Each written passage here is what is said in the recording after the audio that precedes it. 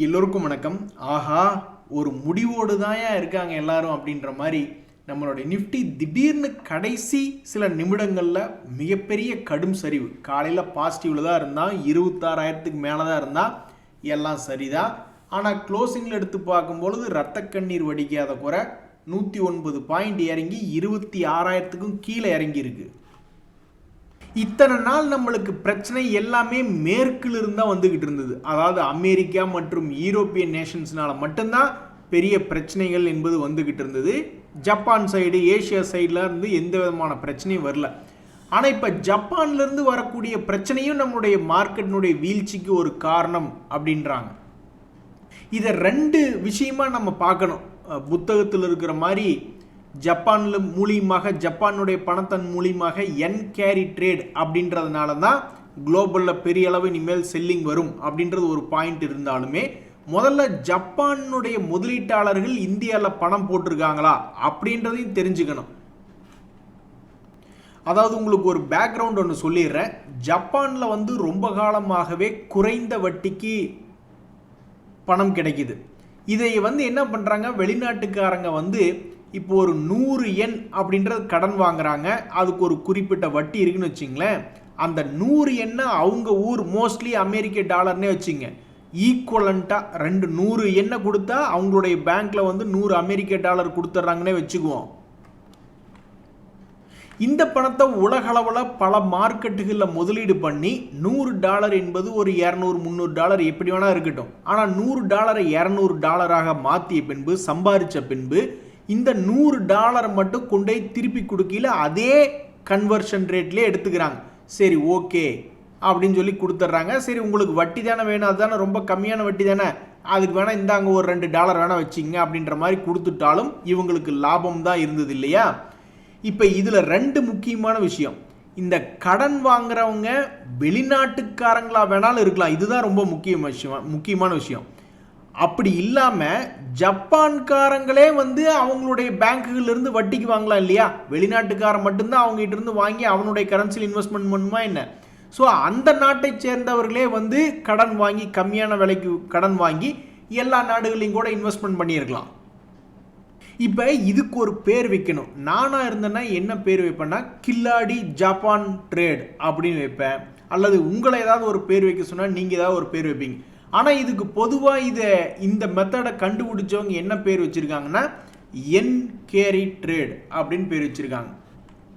இப்போ இதில் என்ன பிரச்சனைனா, ட்ரம்ப் அவர்கள் வந்த பிறகு பல்வேறு நாடுகளில் ரா மெட்டீரியல் காஸ்ட் இன்க்ரீஸ் ஆகுது, இன்ஃப்ளேஷன் அதிகமாகுது. டோட்டலாக உலக அளவில் வர்த்தகமே ஒரு ஈக்குலிபிரியமில் இருந்ததை அசைச்சு விட்டாப்புல ட்ரம்ப் அவர்கள். இதனால் அவங்க நாட்டிலே பார்த்தீங்கன்னா இன்ஃப்ளேஷன் என்பது இன்க்ரீஸ் ஆகுது. அதனால் ஜப்பான் நாட்டிலேயும். ஸோ இப்போ என்ன பிரச்சனைனா, ஜப்பான்லேயே இல்லை இன்ட்ரெஸ்ட் ரேட்டு கம்மியாகலாம் இல்லை, இனிமேல் கொடுக்கக்கூடிய கடன் அல்லது ஏற்கனவே கொடுத்த கடன் ஃப்ளோட்டிங் ரேட்டாக இருந்தால் என்ன பண்ணுவீங்க. அதனால் அதுக்கெல்லாம் நாங்கள் வட்டி விகிதத்தை உயர்த்துறோம் அப்படின்னா என்ன அர்த்தம்னா, ரெண்டு அர்த்தம். ஜப்பானில் இருக்கிறவங்களே அவங்களுடைய பேங்க்ல இப்போ போட்டால் அதிகமான வட்டி வருமானம் வராது. ஆனால் இனிமேல் வருவதாக இருந்தால், அப்போ இந்த ஜப்பான்லேருந்தே அந்த பணத்தை கடன் வாங்கி மற்ற நாடுகளில் இன்வெஸ்ட்மெண்ட் பண்ணியிருக்காங்கல்ல, எதுக்கு நம்ம பணம் வெளிநாட்டில் கொண்டு போய் போடணும். ட்ரம்ப் மாதிரி ஆள் ஏதாவது ஒன்று பண்ணிட்டு என்ன பண்ணுறதுன்னு இந்த ஜாப்பனீஸ் இன்வெஸ்டரே பணத்தை திருப்பி வாங்கி அவங்களுடைய பேங்க்குகளையோ அல்லது அவங்க கவர்மெண்ட்டுடைய பாண்டுகளையோ அதிகமான வட்டி இனிமேல் கிடைக்குது அப்படின்னு போட்டால் என்ன. அப்போ என்ன ஆகும், அவங்க வெளிநாட்டில் எங்கெல்லாம் பணம் போட்டாங்களோ அதெல்லாம் பிடிச்சி வித்துடுவாங்க. இதனால தான் உலக அளவில் மிகப்பெரிய பயம் என்பது இருக்குது. ஆனால் நம்ம எதுக்குங்க பயப்படணும். முதல்ல ஜப்பான்காரங்க நம்ம நாட்டில் இன்வெஸ்ட்மெண்ட் பண்ணியிருக்காங்களா அந்த தகவல் நம்மளுக்கு தெரியணும். இல்லை, நம்ம எத்தனையோ இடங்களில் படிக்கிறோம். சிங்கப்பூர்லேருந்து ஏகப்பட்ட இன்வெஸ்டர்ஸ் நம்ம நாட்டில் பண்ணியிருக்காங்க, சைனீஸ் பண்ணியிருக்காங்க அப்படின்றதெல்லாம் அதிகமாக படிச்சிருக்கோம். பட் ஜாப்பனீஸ் அளவில் ஸ்டாக் மார்க்கெட்டில் இன்ஸ்ட்ருமெண்ட்ஸை வாங்கி வச்சுருக்காங்களா. அதே மாதிரி இன்னொரு பயம் என்னன்னா, இப்போ அமெரிக்கர்கள் முதல் கொண்டு அவங்களுக்கு தான் ஜாலியாச்சு. அமெரிக்கக்காரங்களுக்கு எங்கெல்லாம் வட்டி கம்மியாக கிடைக்குது அங்கே போய் எடுத்து இது பண்ணுறாங்க. ஸோ அப்போ அமெரிக்கர்கள் ஏகப்பட்ட பணத்தை அங்கேருந்து கடனுக்கு வாங்கி அவங்க எந்தெந்த நாடுகளில் இன்வெஸ்ட்மெண்ட் பண்ணியிருக்காங்க அப்படின்னு பார்த்தோம்னா, கண்டிப்பாக அமெரிக்காவிலேருந்து பல்வேறு எஃப்ஐஸ் நம்ம நாட்டில் இன்வெஸ்ட்மெண்ட் பண்ணியிருக்காங்க. அவங்க தான் முதல்ல இருந்தே வித்துக்கிட்டு இருக்காங்களே. ஒரு வருஷத்தில் பார்க்கும்போது பல லட்சம் கோடி ஆல்ரெடி வித்து தான் வச்சுருக்காங்க. ஸோ ஃபர்ஸ்ட் ஆஃப் ஆல் என் கேரி ட்ரேட் அப்படின்றது இதுதான். ஜப்பானில் குறைந்த வட்டிக்கு கிடைக்கிற பணத்தை வாங்கி மற்ற கரன்சியில் கன்வெர்ட் பண்ணி ஜப்பான்லேயே இன்வெஸ்ட்மெண்ட் பண்ணால் கூட பிரச்சனை இல்லை, ஆனால் மற்ற கரன்சியில் இன்வெஸ்ட்மெண்ட் பண்ணுறாங்க, அது ஒரு விஷயம். அது ஜப்பான்ல இப்போ மறுபடியும் இன்ட்ரெஸ்ட் ரேட்லாம் இன்க்ரீஸ் ஆகிறதுனால மற்ற நாட்டில் கொண்டே பணத்தை போடுறாங்க, ஜப்பான் நாட்டிலே போட்டுடலாமே அப்படின்ற மாதிரி நினச்சி எல்லாத்தையும் விற்றுட்டு மறுபடியும் திருப்பி கொண்டு போகல. அந்த கரன்சி கன்வர்ஷன்லேயும் ஏதாவது ஒரு பிரச்சனை என்பது வரும். அதே மாதிரி எல்லாரும் போட்டி போட்டு வாங்கின இடத்துல மற்ற எமர்ஜிங் மார்க்கெட்டில் விற்கும்போது அங்கேயும் ஒரு சரிவை சந்திக்கும். ஸோ ஆக மொத்தம் உலக அளவில் ட்ரம்ப்புக்கு அடுத்தபடியாக நடுங்கி போயிருக்கக்கூடிய விஷயம் என்பது இந்த என் கேரி ட்ரேட் என்பது தான்.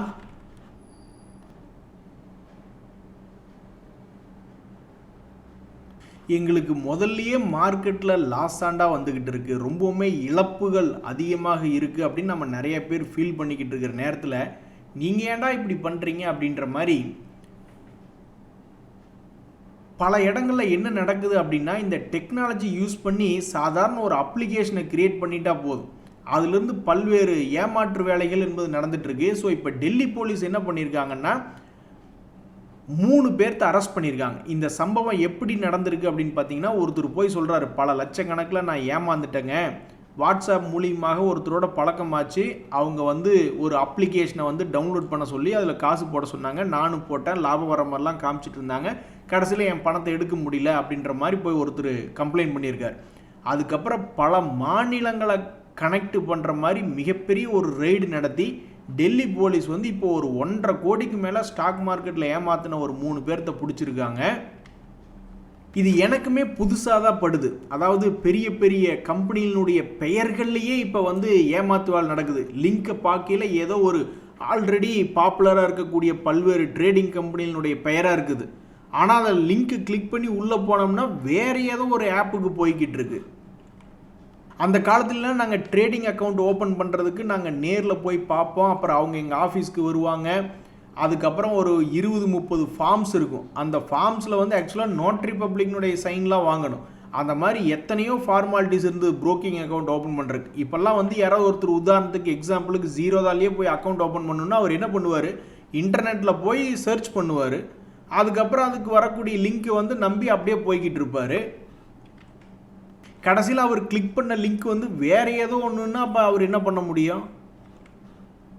இவங்க பண்ணுறதெல்லாம் பார்த்தா கடைசியில் அந்த காலத்தின் முறைப்படி போய் புரோக்கிங் ஆஃபீஸில் கையெழுத்து போட்டு அக்கௌண்ட் ஓப்பன் பண்ணிக்கிறது பெஸ்ட்டு அப்படின்ற மாதிரி ஆகிப்போச்சு இப்போ.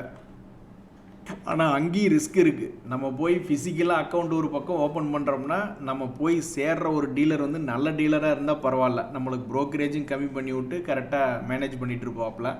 ஏதாவது ப்ரோக்கரேஜுக்கு ஆசைப்பட்டு நம்மளை வச்சு டேர்ன் ஓவர் பண்ணணும் அப்படின்ற மாதிரி ஒரு ஆசைப்படுற டீலர்கிட்ட போய் மாட்டினா அப்புறம் அங்கேயும் தான் ரிஸ்க் இருக்குது. ஸோ ரிஸ்க்கு தான் நண்பர்களே. ஸ்டாக் மார்க்கெட் எல்லாத்தையும் தப்பி கரெக்டாக போகுமான்னு பார்த்தா மார்க்கெட்லேயும் 40-50% வாங்குகிற பங்குகள் இறங்கி உட்காந்துடுறான்.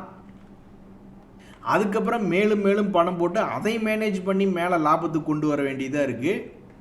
ஸோ இனிமேல் யாராவது உங்களை பார்த்து உனக்கு என்னப்பா ஸ்டாக் மார்க்கெட்டில் இருக்க நல்லா சம்பாதிக்கிற அப்படின்ற மாதிரி யாராவது வந்தாங்கன்னா, வா தம்பி ஒரு டீ குடிப்போம் அப்படின்னு பக்கத்தில் இருக்கிற பேக்கரி கடைக்கு கூட்டிகிட்டு போய் உட்கார வச்சு இத்தனை பாயிண்ட்களையும் நம்ம வரிசையாக சொல்லணும்.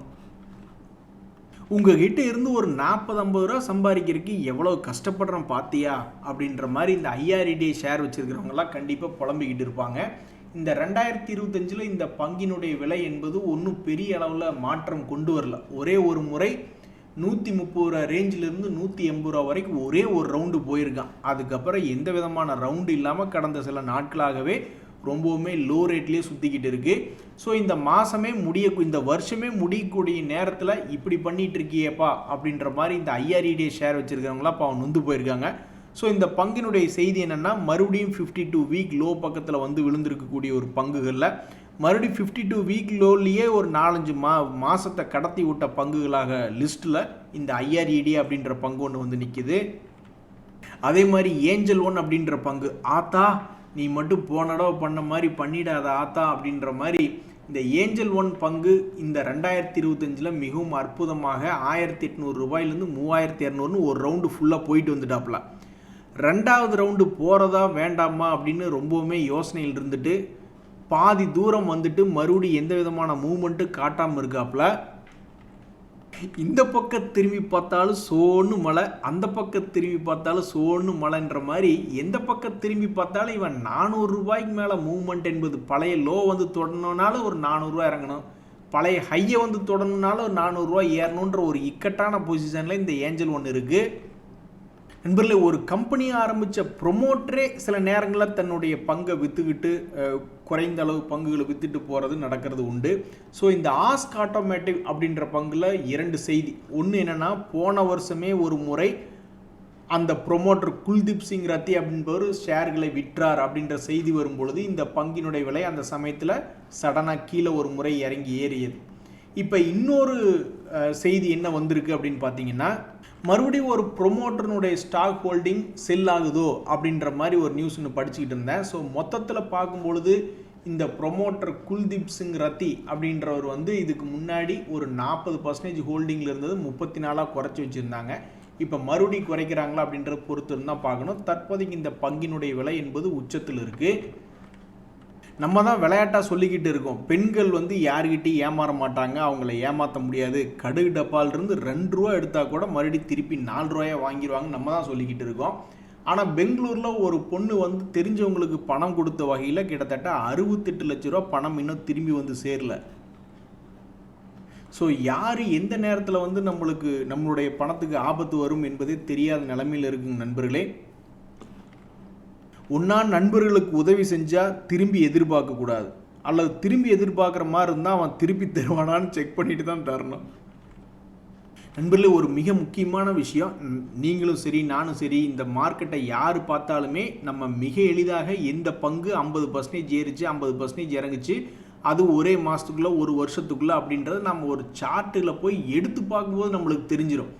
ஆனால் அது எல்லாமே நம்ம வந்து நடந்து முடிஞ்ச நிகழ்வுகளை தான் நம்ம பார்த்துக்கிட்டு இருக்கோம். இதை பார்த்தா யாராக இருந்தாலும் ரொம்ப ஈஸியாக சரி ஓகே இந்த பங்கு ஒரு 50% இறங்கினா அதுக்கு ஒரு 6 மாதம் எடுத்துக்கிட்டால் மறுபடியும் ஒரு 100% ஏறி வந்துடுச்சு அப்படின்னு நம்ம ஈஸியாக கண்டுபிடிக்கலாம். ஆனால் இனிமேல் என்ன நடக்கும் அப்படின்னு கண்டுபிடிக்கிறதா ரொம்ப ரொம்ப சிரமம்.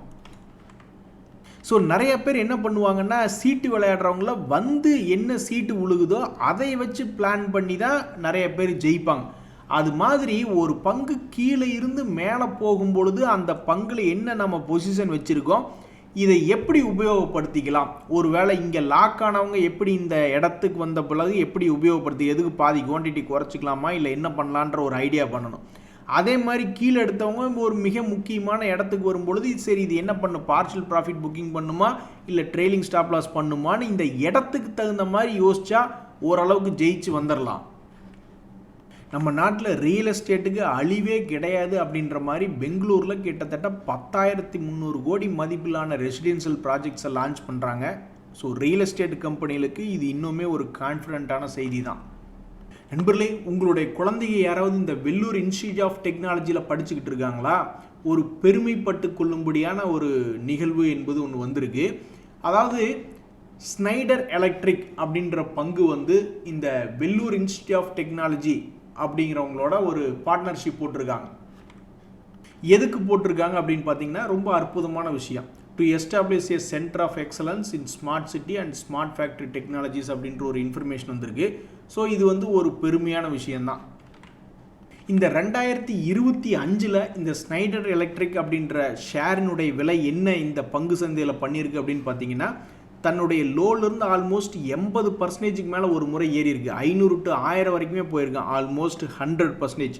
இதுக்கு என்ன அர்த்தம் அப்படின்னா, 1 லட்சத்திலிருந்து ஒரு 2 லட்சம் பக்கத்தில் போயிட்டு மறுபடியும் அந்த 1 லட்சம் என்பது வெறும் ஒரு 1.5 லட்சமாக மாறி இருக்கும். ஏன்னா மார்க்கெட்டினுடைய ஏற்றத்தில் இந்த பங்கினுடைய விலை ஏறிட்டு மறுபடியும் இறங்கியிருக்கு. ஸோ இப்போ வந்திருக்கக்கூடிய செய்தி என்பது இந்த ஸ்னைடர் எலக்ட்ரிக்குக்கும் அந்த வெள்ளூர் இன்ஸ்டிடியூட் ஆஃப் டெக்னாலஜிஸுக்கும் ஒரு பெருமையான விஷயமா வந்திருக்கு. நண்பர்களே, இருக்கிறதுலே மிகவும் பெரிய கும்பாக்குட்டி வேலை பண்ணது இந்த பைசாலோ டிஜிட்டல் அப்படின்ற பங்கு தான். அதனுடைய சரிவு என்பது மிகவும் மனது வலிக்கும்படி 100 ரூபாயிலிருந்து 33 ரூபாயில் வந்து ட்ரேட் ஆகிக்கிட்டு இருக்கு. இப்படி இருக்கக்கூடிய இந்த பைசாலோ டிஜிட்டல் அப்படின்ற பங்கில் வந்து யாரெல்லாம் முதலீட்டாளர்களாக இருக்காங்கன்னு பார்த்தீங்கன்னா நிறைய பேர் இருக்காங்க. அதில் இந்த ஈக்குலிபிரேட்டட் வெஞ்சர் அப்படின்றது ஒன்று இருக்குது. அவங்க தங்களுடைய ஹோல்டிங் பர்சன்டேஜை இன்க்ரீஸ் பண்ணியிருக்காங்க அப்படின்ற ஒரு தகவல் ஒன்று பார்த்துக்கிட்டு இருந்தேன். இதுக்கு முன்னாடியே அவங்க ஒரு 15% அதை 22 வரைக்கும் கொண்டு போயிட்டு மறுபடியும் 19.94 வரைக்கும் வந்துட்டு மறுபடியும் இப்போ கொஞ்சம் வாங்குறாங்க அப்படின்ற ஒரு தகவல் ஒன்று வந்திருக்கு. ஸோ இந்த பங்கினுடைய விலை தற்போதைக்கு ஆல்மோஸ்ட் 52 வீக் லோவில் இருக்கக்கூடிய விலை. இதில் ஒரு பாசிட்டிவ் செய்தி என்ன வந்திருக்கு அப்படின்னு பார்த்தீங்கன்னா, இந்த குவார்ட்டரில் அதனுடைய சேல்ஸ் என்பது இன்க்ரீஸ் ஆகிருக்கு. அதே மாதிரி அதனுடைய லாபம் என்பதும் போன குவார்ட்டரோட கொஞ்சம் இம்ப்ரூவ்மெண்ட் என்பது காமிச்சிருக்காங்க. ஸோ 2023 இருந்த ரேட்டுக்கு வந்து கீழே விழுந்து விட்ட இந்த பைசாலோ டிஜிட்டல் அப்படின்ற பங்கில் இனி அடுத்த கட்டமாக இந்த பங்கினுடைய நகர்வு எப்படி இருக்கும், இங்கேருந்து மேலே வரப்போகுதா அல்லது கீழே வரப்போகுதா அப்படின்றது பொறுத்து இருந்து தான் பார்க்கணும். என்னப்பா இந்த சோலார் எனர்ஜி குரூப்பு தான் கொஞ்சம் ஸ்ட்ராங்காக இருந்தீங்க, அப்புறம் கடைசியில் உங்களுக்கும் குப்பா பாட்டு பாடி விட்டுட்டாங்க அப்படின்ற மாதிரி தற்போதைய நிலைமையில் இந்த அக்மி சோலார் ஹோல்டிங்ஸ் அப்படின்ற பங்கு 320 ரூபாயிலிருந்து 100 ரூபாய் இறங்கி 233 இருக்குது. நண்பர்களே, இதுதான் நம்ம அப்ளை பேசிகிட்டு இருந்தோம். எவனுமே இறங்கினதுக்கு அப்புறம் தான் தெரிய வரும். இந்த அக்மி சோலார் ஏற்கனவே இருந்த இந்த 300 ரூபாயை மறுபடியும் ஒரு வருடம் கழித்து 160 ரூபா போயிட்டு 320 ரூபாய்ன்னு திருப்பி பிடிச்சவன் தான்.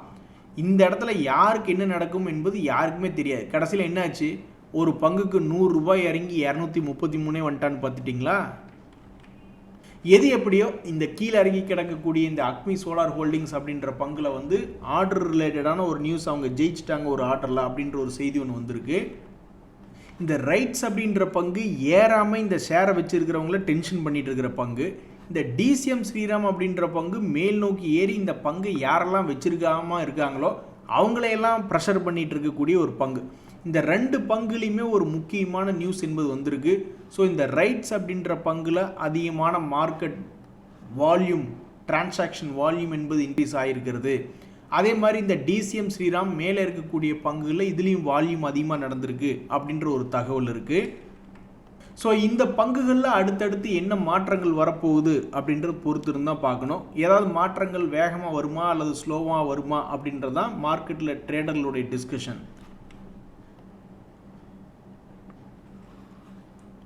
அதே மாதிரி இந்த நெஸ்லே இந்தியா அப்படின்றவங்க ஒரு தகவல் வெளியிட்டிருக்காங்க. அதாவது ஃபர்ஸ்ட் ஆஃப் ஆல் இந்த நெஸ்லே இந்தியா அப்படின்ற பங்கு மற்ற எஃப்எம்சிஜி பங்குகள் மாதிரி ஸ்லோவெல்லாம் கிடையாது. இப்போ ஐடிசி எடுத்து பார்த்தீங்கன்னா அவனுடைய பழைய ஹையை வந்து இன்னும் மீட் பண்ணவே இல்லை. ஆனால் இந்த நெஸ்லே இந்தியா அப்படின்ற பங்கு தன்னுடைய பழைய ஹை ஆல்மோஸ்ட் 2024 என்ன ஹை இருந்தோ அந்த ஹையை வந்து ஒரு முறை தொட்டு பார்த்துட்டான் ஆல்மோஸ்ட் பக்கத்தில்.